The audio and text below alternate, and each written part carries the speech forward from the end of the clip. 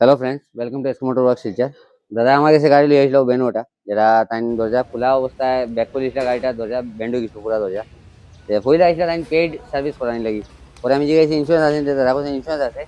তারপরে আমি বললাম যখন এত টাকা দরজার দাম 22,000 টাকা সামথিং দরজার দাম আছে, বনটা দরজার কবজা আছে, টানা আছে, এটা সব বোঝায় 23,000 টাকার মতো খরচ হয়ে যায়।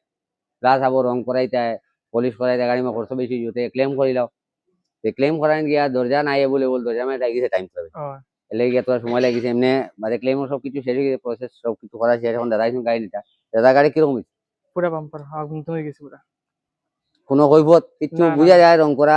না কোনো জায়গায় ইয়ে নাই? না। এরকম আমরা কালার ম্যাচিং দেই। হ্যাঁ আপনারাও গাড়ি যদি লই আইন ওরকম সার্ভিস হইবা যে কাস্টমার ফিডব্যাক যেটা লাগে আমরা ওটা জরুরি সবচেয়ে ইম্পর্টেন্ট। তাই নো আইসুন আর একজনের রেফারে বা আমার ভিডিও দেখে গেছিল বুঝে না? না, আমার জিজুই তো কাজ করে জিজু আছে। তাই নো জিজু একজন আমার ওখানে কাজ করে গেছে। তে তাই না আইসুন তানে তানে আমার অ্যাড্রেস দিয়ে বা তানে পাঠাইছেন, তাই নিয়ে কাজ করে গেছে। তো ভিডিওটা আপনারা দেখুন কিরকম কাজ হয়েছে কিরকম না, পুরো ভিডিওটা আপনারা লাস্ট পর্যন্ত দেখুন, দেখলে বুঝতে পারবা। ভিডিও ভালো লাগলে ভিডিও লাইক শেয়ার করে দিবা, আর আমার পেজটা জরুর ফলো করে রাখবা। তো আজকে অতটুকু মিলবো next video. Keep watching SK motor.